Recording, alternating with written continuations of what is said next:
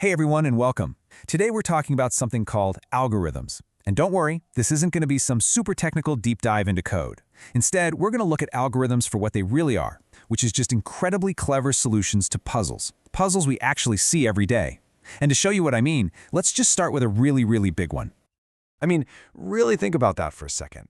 1,000,000 books. You need to find just one. There's no way you'd check every single one, right? Your brain just kind of knows instinctively that there has to be a smarter way, some kind of system. Well, that system, that set of steps, that's an algorithm. So to really get a handle on how computers tackle these massive problems, we're going to start with something way smaller. We're going to look for a single playing card. All right, so here's our stack. The cards are all shuffled up, no particular order. Our only goal here is to find the 13. So, how would you do it? Well, the most obvious way is to just start right at the top and flip through them one by one. This method has a name. It's called a linear search. You check item 1, then item 2, then item 3, just one after another, in a line. Look, it's simple, totally straightforward, and you know what? It will absolutely 100% of the time find that card eventually. And that is the huge catch, right? Eventually just isn't going to cut it when you're dealing with 1,000,000 books or 1,000,000,000 web pages. This method just doesn't scale. If you double a number of cards, you double the work. That whole trade-off completely falls apart when you're talking about huge numbers. We need a strategy that's fundamentally more efficient.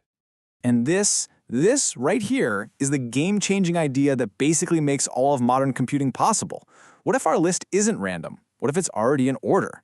This one tiny change unlocks a solution that is so fast it feels like magic.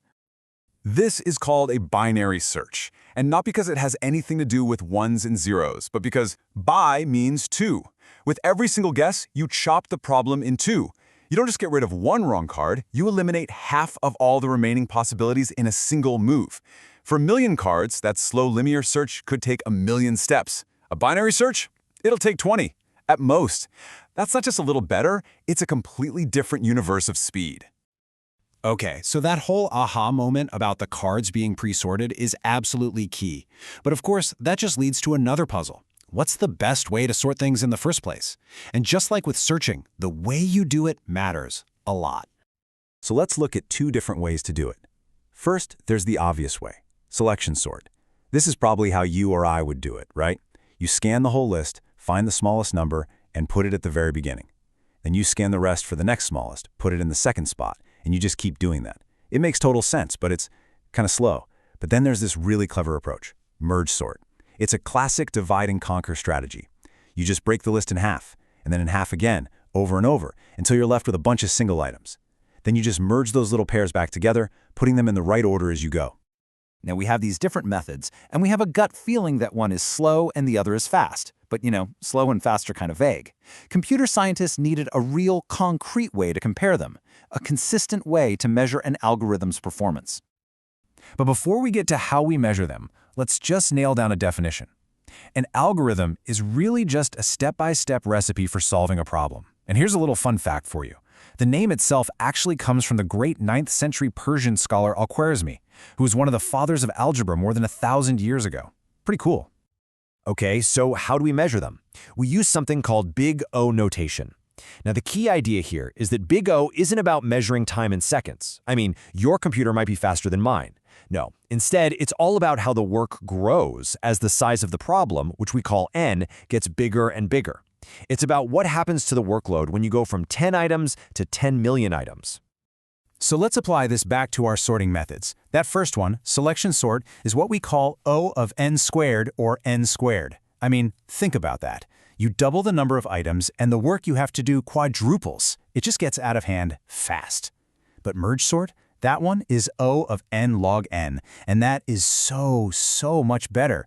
You double the items and the work only slightly more than doubles. That difference is what separates a good algorithm from a great one. And if you're a visual person, this chart just says it all. Even with a tiny list, just 10 items, the n-squared algorithm is already doing 5 times as much work. Now just try to imagine that difference, not with 10 items, but with 10 billion. The ON-squared method isn't just slow at that point, it's basically impossible. The ON log n algorithm is what makes sorting on a global scale even a possibility.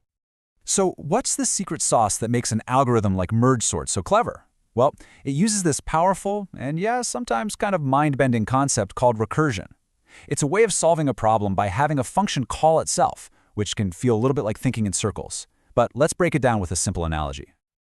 Okay, picture this. You're in a super long line, and you want to know what your position is. Instead of stepping out and counting everyone, you just turn to the person in front of you and ask them. They don't know either, so they ask the person in front of them. And this question just keeps getting passed up the line until it hits the very first person, who knows the answer instantly. I'm number 1. We call that the base case. Then, that answer gets passed back down. The second person says, well, if they're 1, then I must be 2. The next person says, okay, if they're 2, I'm 3. And that continues all the way back down the line until the answer gets to you. And that, right there, is the core idea of recursion. You solve a big problem by breaking it down into a slightly smaller version of the exact same problem over and over, until you hit a simple base case that you can solve right away.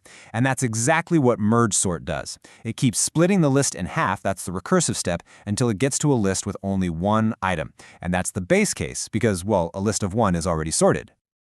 This quote just nails the whole mindset, doesn't it? It's not about trying to solve the entire huge problem all at once. It's about figuring out how to do one small piece of work and then handing off a slightly simpler version of the puzzle back to yourself. Okay, so we've been talking about cards and sorting and people in a line, which is all fun, but what's the big deal? Why does any of this actually matter? Well, because these fundamental ideas, fast searching, efficient sorting, recursion, they are the absolute bedrock of our modern digital world.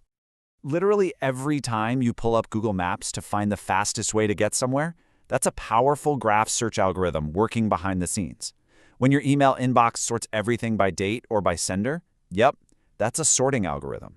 The movie recommendations on Netflix, your Discover Weekly playlist on Spotify, it is all powered by these clever, step-by-step recipes running on a massive scale. And when we talk about scale, it's almost impossible to wrap your head around. Google's search index is estimated to be over 100 petabytes. A petabyte is 1,000,000 gigabytes. Trying to do a simple linear search on that, checking one thing at a time, it isn't just slow, it would be physically impossible. It would take centuries. But here's the really cool, beautiful part.